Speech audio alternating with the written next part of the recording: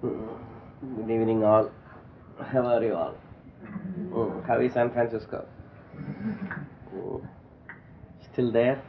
Last time when I came, people said it's going under the water. Still, it is there.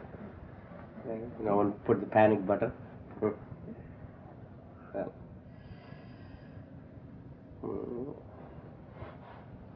they were yesterday night. I was in Munich, and I almost cancelled the coming to San Francisco because I had a terrible cold which I got in Srinagar, Kashmir.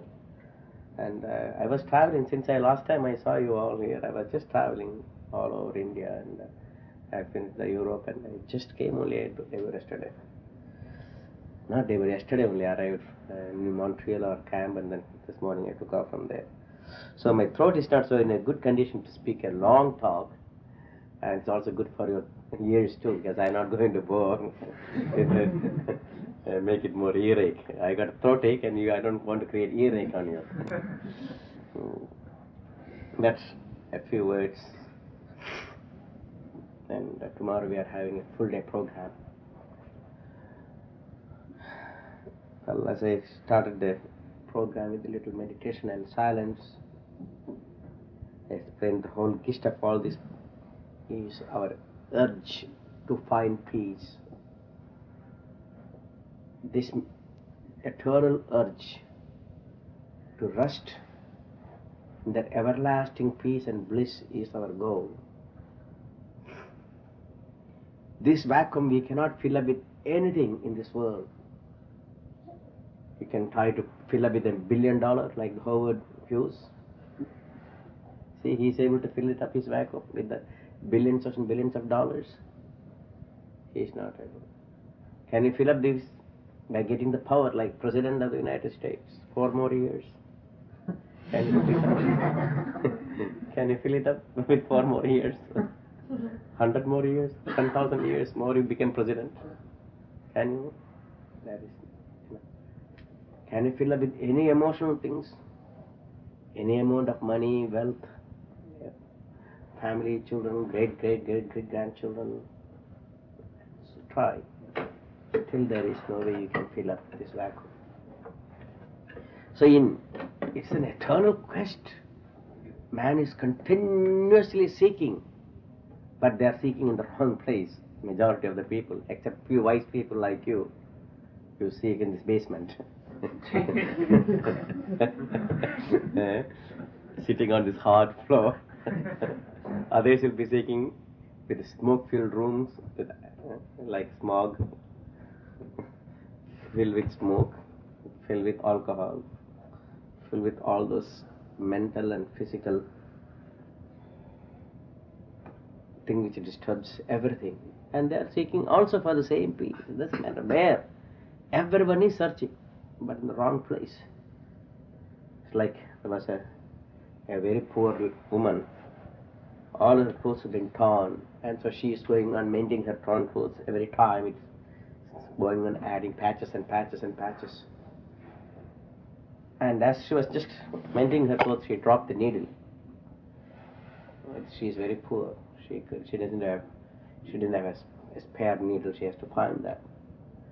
But to search in this dark basement, it's very hard.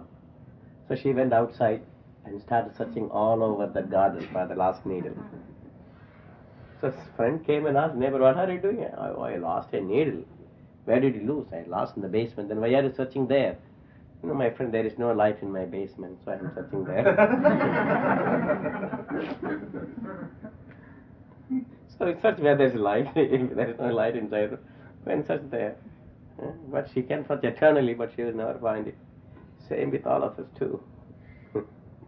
We search in the wrong place, not in the right. If it is in the sensual world, if it is in the nightclubs, if it is in this beautiful park, we got not far away, a few hundred yards from here, beautiful park, beautiful mansion, all the facilities, all the material comforts and conveniences you have enjoyed since your childhood. As I just came from India again, I saw again back to that old poverty, I couldn't believe it. Same thing. And how you have reached that stage of material suffering. You don't know what suffering what hunger means, you don't know what is cold means. You can sit in a heated room, though there's energy crisis, still you can sit in a heated room.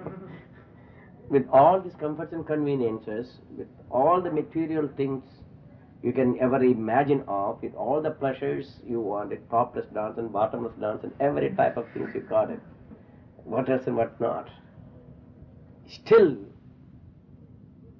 there is something is missing. That cannot bring you happiness, so you turned somewhere. And those people searching still in those places, the nightclubs and movie theaters and so parties and so forth, they are just like that woman. They are searching outside in the sense world. They will not find that happiness. Nixon bought a San Clement, very beautiful house. How can he enter there? People who make him happy there. Everyone is after him the moment he gets there.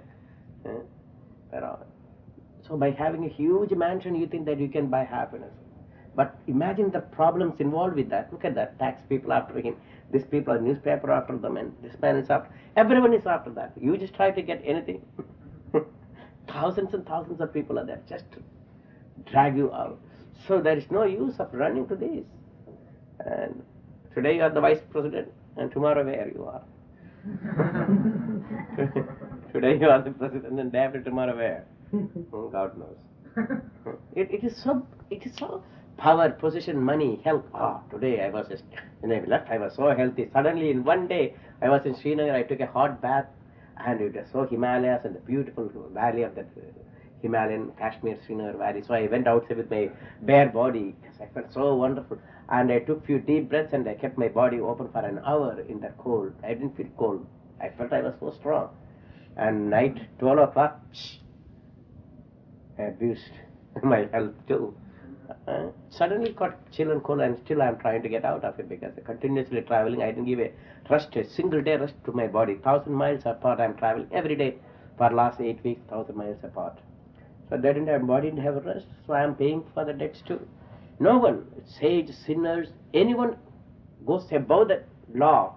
There's a universal law. There's a law of hygiene, law of health, a law of power, law of position. This only within the limit you can follow. The moment we change and try to go other direction to find that finish, everyone is punished. No one can get out of it. So the purpose then is to find the right place, and that is only one place you can find that peace. As I mentioned, you don't have to take one step for that. You don't have to go to see any Guru Maharaj or any Babas or Swamis. And no one can give you, because it is within you. Who can give you that which is within you? Someone opens and gives you. So you run even to various teachers, various masters, and they say, yes, I got a magic formula in my bag. You give $10,000, I'll give you. But its value is that much only. How can that someone can give you which is within you for some money? It is just like in the refrigerator, there is some food. It is yours. And I said, hey, you give me $10,000, you can go and eat my food in your refrigerator. It is your food. Why you have to give money to me? You can go and eat yourself. You don't have to pay. But anyhow, that's exactly the same thing. So you run. The teachers can say where it is. Instead of searching outside, it is search within. That's all they can say. But you have to search for it, and you have to look for it. And when are you going to look, and how are you going to look it? And that is through the microscope we use. Here also you need an instrument to look, because it's very dark there. It's like the lady is searching, the woman is searching for the needle. It is very dark. So she could not even see where it is. Because she's extremely poor, she can't even have a candle light. So she has to go and use the sunlight. But that doesn't help. She has to search in the right place with the right instrument, with the right eye, the right method. And here, to search in this dark world of your mind, there it is hidden. You have to, first of all, use an instrument. And that instrument is called concentration and meditation. That is the lens through which you are focusing. So you can enlarge and see, or you can see it at the right, because it magnify it. So when you focus your mind on this inner darkness, and that is, you are focusing on the mind itself. So the mental rays are focused on the mind itself. Just like that candlelight is used to see the candlelight. That candlelight is used to see the candlelight where it is. So you have to light it first. And the candlelight is lit, then you can see where the candle very clearly. Same way, the same mind, when it is focused, you are lighting it. At that time you can see it, its hidden corners, its beauty, its powers, its strength, unimaginable strength there hidden in that mind. What we created this universe is same the mind, but we only utilize that power a little bit to create a house or an architect or some sculpture or some painting or some literature, some writing. But once you are able to focus it towards itself instead of an external object for a drawing or a picture or a creation something, then the moment you can focus it within, its power is illumined. You see its tremendous power which created the universe is within you. Unbelievably inexhaustible power is within you. And that is the only thing. You have to believe it first. And you have to then use the right concentration meditation to focus it. And there it is. It opens up. It opens up. And so the yogis and masters and babas, they come. Oh man, do not run here and there. It is within you. The last man, the missing man is you. 10 people cross the river. And after it's very flood, there's plenty of water, and the flood water is pushing, and somehow they all reach the other side, and they want to show that all 10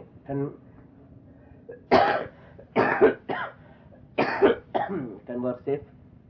So they start counting 1, 2, 3, 4, 5, 6, 7, 8, 9. One is missing.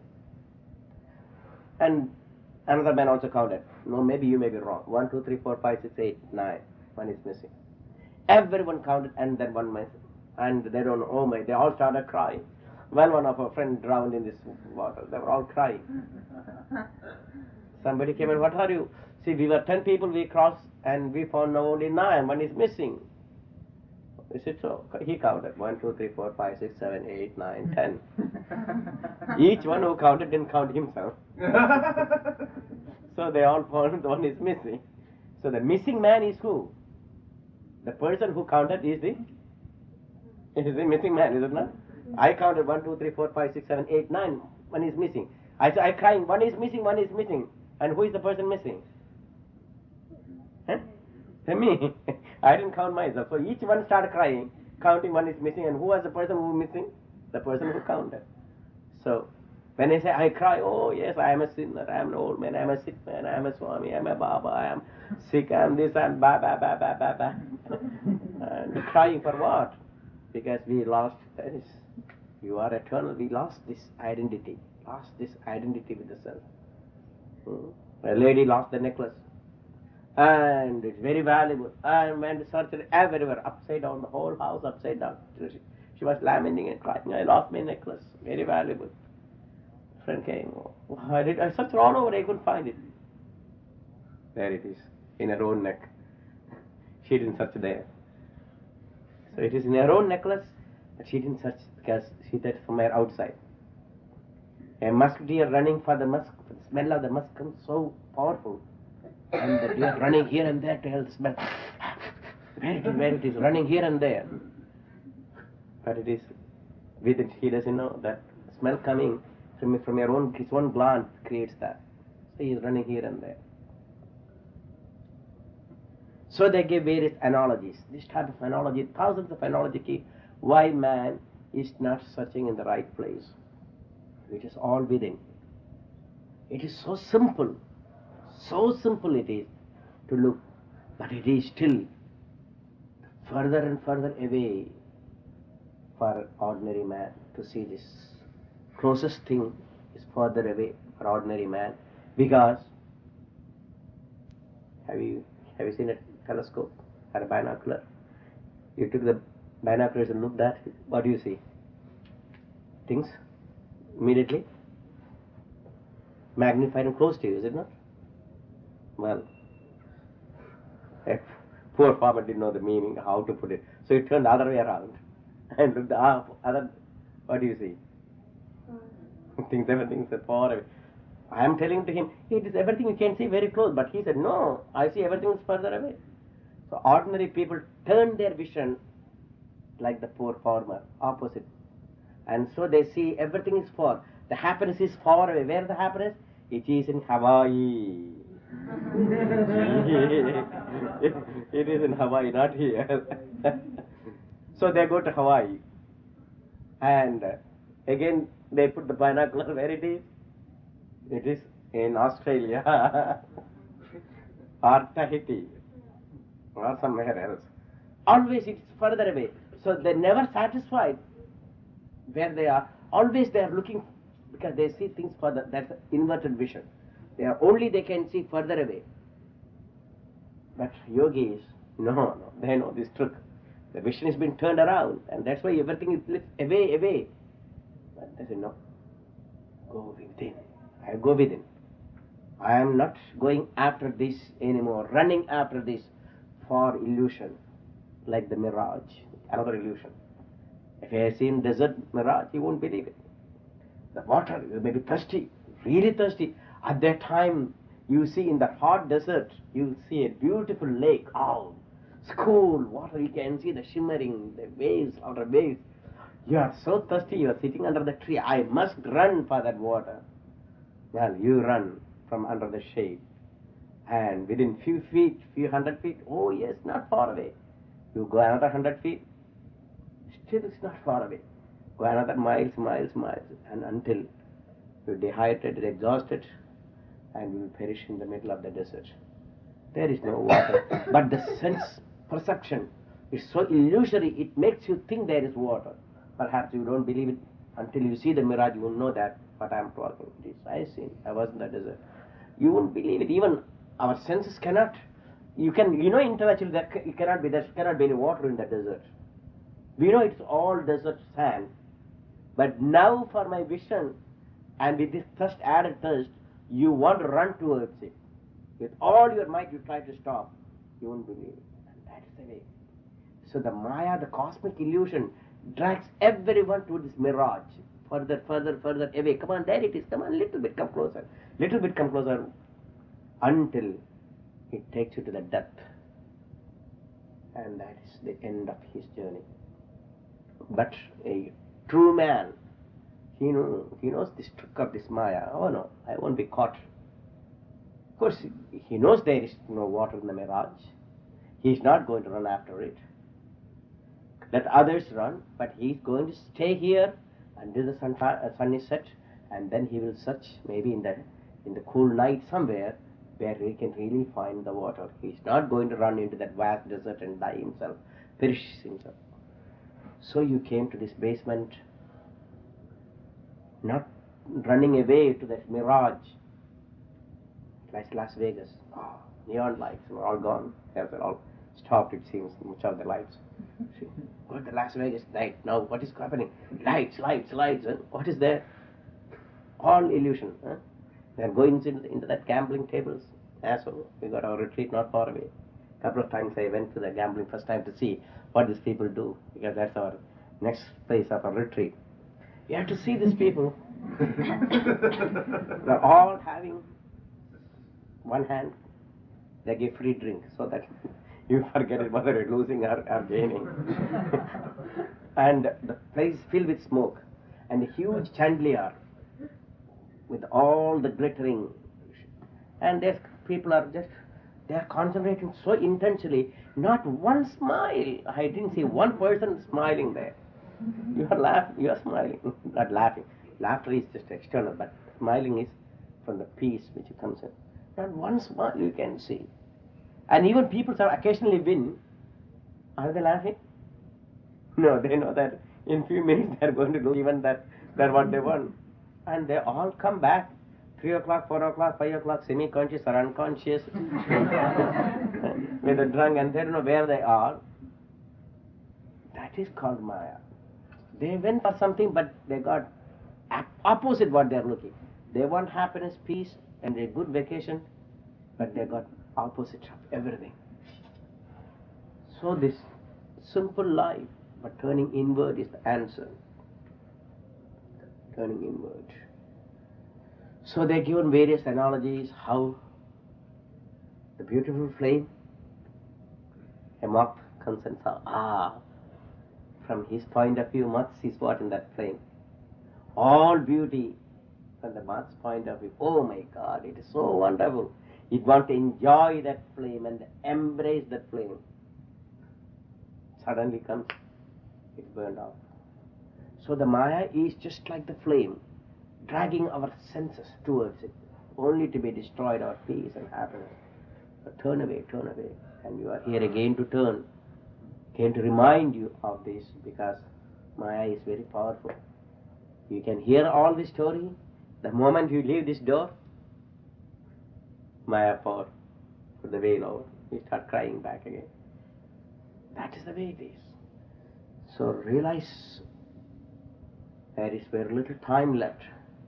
It's like the candle is burning down, but when I look at it, it appears to be just steady. But it is steady. Every fraction, every moment is slowly decreasing its length. And then at one moment, it's gone. So also our life is burning down every second. So turn inward, and rest in that everlasting bliss, everlasting peace through meditation. But meditation is very difficult. It is the seventh step in yoga. Are you ready for meditation? Everyone says yes. Swamiji just teaches that secret of meditation. Oh yes, I can give you the secret. There are extreme special secret I learned in the Himalayas that I won't give to anyone, because that costs quite a lot. But ordinary one I can give you for $5,000 or $3,000 or $2,000. But the real secret one I won't give for any money, because that's valueless. What's the secret? Well, which one? Which amount? What type of meditation? Like $10,000 meditation you want? $3,000 meditation? $1,000 meditation? Or $50 cheap one? Well, I'll accept some credit card. Credit card also accepted. Is there any easy method? There's any way you can buy it? No. It is simple. Its secret is so simple. You don't have to search for everywhere. It is there. The secret is in the ability to silence your thoughts. That's all it is. Your ability to silence your own thoughts. That's all meditation. Let us see. Close your eyes. Close your eyes. Just 1 second before you close your eyes. Have a look at this flower. It's beautiful red. Put this in your mind. Shut off all the thoughts. Only visualize this beautiful flower with its color and its form. 15 seconds. That's all you have to do. Hold this flower in your mind, either here or here, 15 seconds. And I'll teach you the secret of meditation. Let us see. Close your eyes now. Hold it for 15 minutes. Don't allow any other thoughts to come.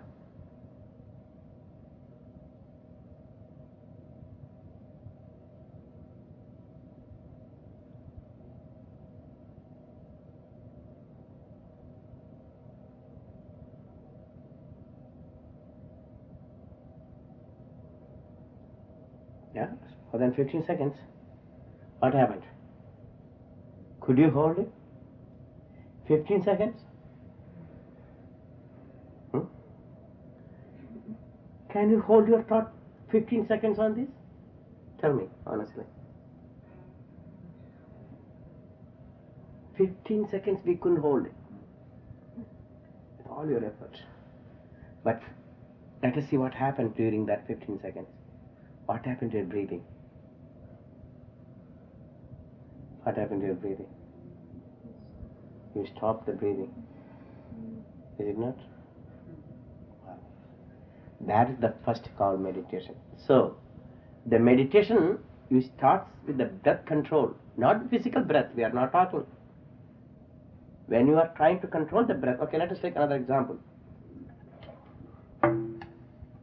Okay, count, close your eyes, see how many times I am tapping. Don't make mistake.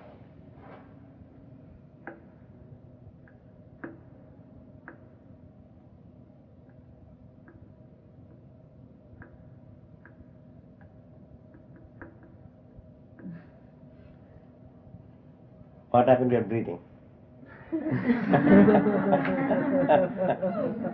What happened to your breathing? Again? You stop. I ask you to hold on your mind on this, you stop. I ask you to concentrate on this sound, you stop. Then what are you doing there? What are you doing? No. You are controlling an energy which makes the mind to oscillate. You are stopping that energy, because to hold the mind steady without any oscillation, you should learn to control that power which makes the mind oscillate. Just like when there is wind, the leaf flutter. When the leaf moves around, you don't see any wind. Have you seen any wind? Have anyone seen a wind? No, but what you see? The movement of the leaves or the trees. From that you guess there must be wind behind it. But you are not seeing the wind itself. You only see the effect of the wind on the object. Same way, effect of the principle prana can be seen in inhalation, exhalation. That vital force, that energy, the life force called prana, when it exists, you see a person breathe. Oh yes, he's breathing, that means he's alive. Suddenly he stopped breathing, he's dead. So, you are not seeing the prana, the vital force behind it, but you see the effect of the prana in the person, in his breathing, in his heartbeat, in his pulse rate, in his eyes. Have you seen a dead person's eye and a living person? Yeah. You can see in his eyes, in his brain, in his whole body, there is something life force which makes everything move, including the mind. That's the thing you control. That's called prana.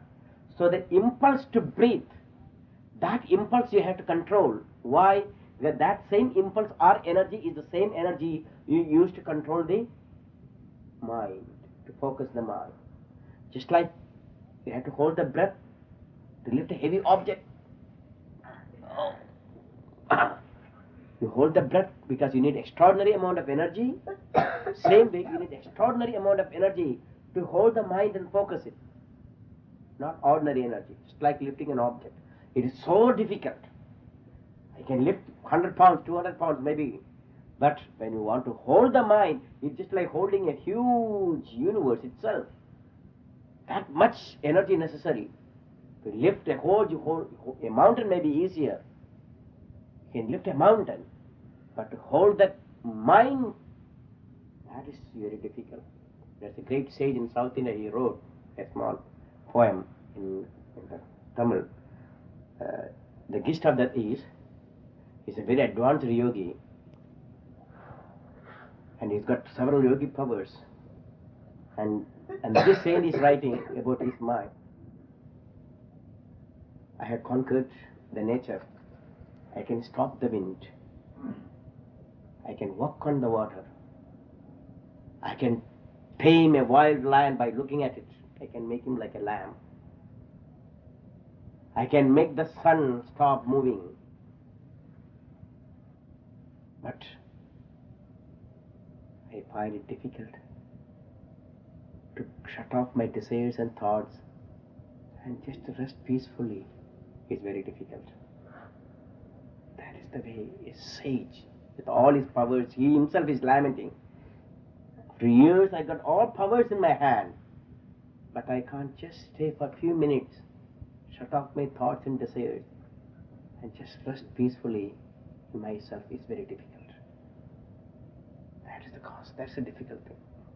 So do not underestimate meditation. You can easily learn, or you can get it some kind of secret formula, or a secret mantra, or a special mantra for $100 or $2,000. There is nothing. It is a slow process, but it is a birthright. And this birthright is your goal. You must get it today or tomorrow, but you must try in the right way, in the right direction, in the right place. The right place to search is within, and the right method is shutting off the desires. For this, you have to start working little discipline. That is the purpose of pranayama, the breath control. When you are controlling the physical breath, you are not physical breath you are controlling. You are controlling the thought impulse. You are controlling that impulse to breathe itself, the life force you are controlling. So the strength automatically you will get it to stop the desires and thought. The mind will be steady. When you do the asanas, we just had a class. You are not doing merely physical asanas, you are not doing. You are training your whole psychic forces and body and mind tune in a gentle way. So when you sit for meditation, the mind will be steady.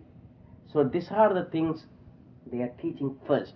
Yama, Niyama, Asana, Pranayama, Pratyahara, Dharana, Dhyana. Dhyana comes, meditation comes 7th stage, and Samadhi the last one. So you have to go step by step climbing, and you have to go very slowly, otherwise you can break your neck. Spiritual path is very thorny. There is no easy path. It's like walking on a razor's edge, very, very, very sharp, the razor path. And you have to balance and walk on the razor path. It will cut, it will fall either way. But how difficult it is to walk on a razor's edge. Same as difficult as the spiritual path is. People say very easy, you can get it. I spent since 17, I'm in this line. I left my home and everything, just such of this. I met the greatest master on the earth ever came in this century. I lived with him, I was his personal assistant. So what? Still I have not even gone so far. So difficult it is. So difficult to hold that mind and focus it on anywhere, any direction. Dhiraha amrutattam uchyate. Then who can attain success? Only for the brave. There is no coward here. In this spiritual path, it's not for cowards. It's only for the brave. You have to work and strive. You may fall off, you may break everything. But your life may be in danger, but you will not live under any condition. I am going to stick to all the problems. I am going to stick to the spiritual path until I reach. I will not even an inch I move from this path. Only when you take such a strong will, then you may get a glimpse. Then the test will come, and the test shows that you are strong to stay in this path. Then a glimpse of peace. Suddenly you touch the infinity like that. And even a fraction of a second only, that will convince you, oh my Lord, all the years of my struggle, now I reached. At least I know there is something. Up to this time I was running in others' word. Maybe Swami Vishnu came and told there is, but just only you have to believe it, or some other Baba came and told you. But you don't have to have any, you didn't have any experience. But first time you saw yourself, this eternity, this infinity, what you are searching, this peace. There's no describe. Peace cannot, words cannot describe. That's why the peace that passeth all understanding. You cannot describe this peace, the effect of this peace, and this infinite, all blissful peace. It's no word can describe. So you reach that stage. That only if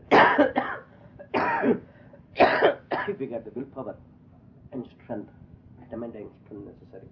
But anyone who will really work hard and will not be carried away easily by temptations and tribulations and so on, and you will get this glimpse, no doubt, because that is your goal. Nothing can stop from you. It may take in this life, or 10 million years from now, but you will get that.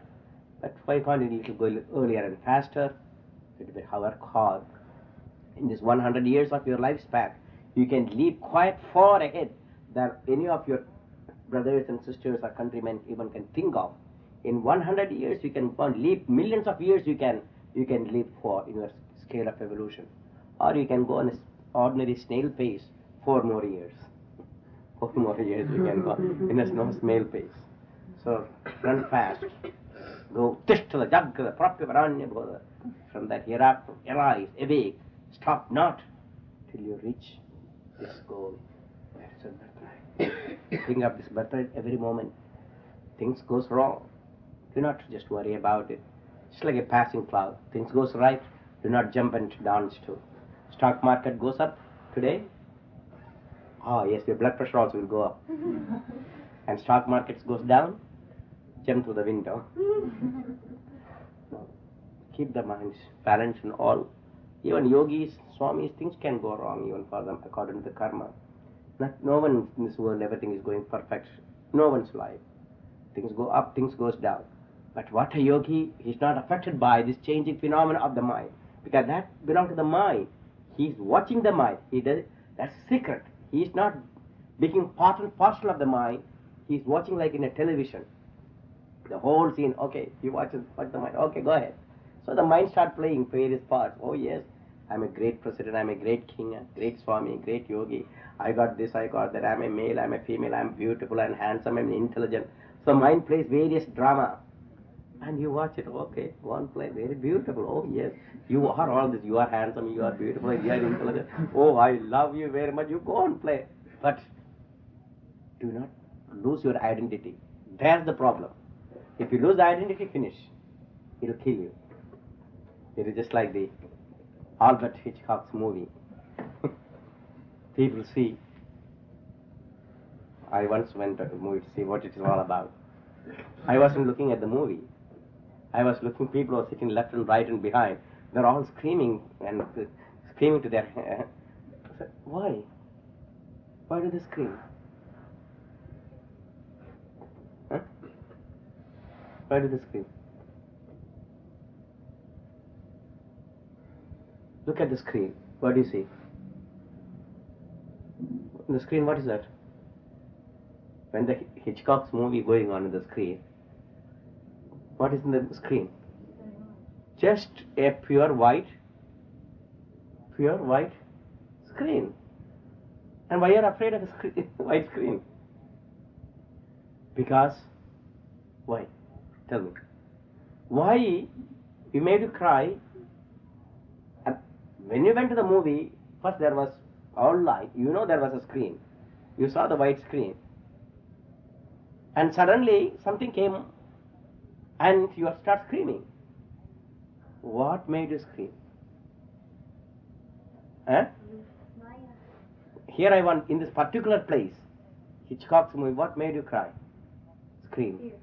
Huh? Fear of what? Pardon? You're identifying with what's happening. Now to identify several things happening. What are the serious events taking place? First, I want to hear. In order to create that first thing, what? The light. That's it, light went off, that's right. First the light went, it became dark. Because illusion can only happen in darkness, not in light. When there's light, you are afraid, nothing happens. Even the movie projector may be working, is it not? Still nothing will happen.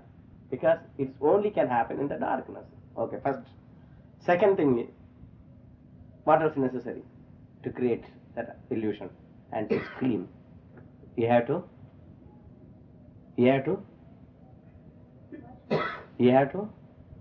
lose your identity and identify with the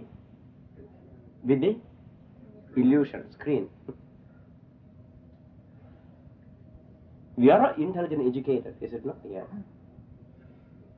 When the Hitchcock movie is projected on the screen, we know definitely there is no blood, there is no ghost.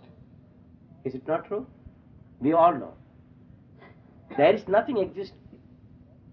So it is just only play of some light there. We all know that. How the movie projector operates and how the film has been. Well, we all know. We even know behind that, even when actually when they were shooting the movie, is it really anything real there? It's also make-believe. So it is first itself is a make-believe illusion. Second, when they projected further it is far away from the truth. And there is not absolutely a bit of truth in any of that movie, and yet you cry because there is absence of light and you lost your identity, yourself, and you start identifying. That's all the world, exactly. First of all, to create this illusion, oh, this is my home, my wife, my children, my country, oh, my president, my vice president. What do you need it for that?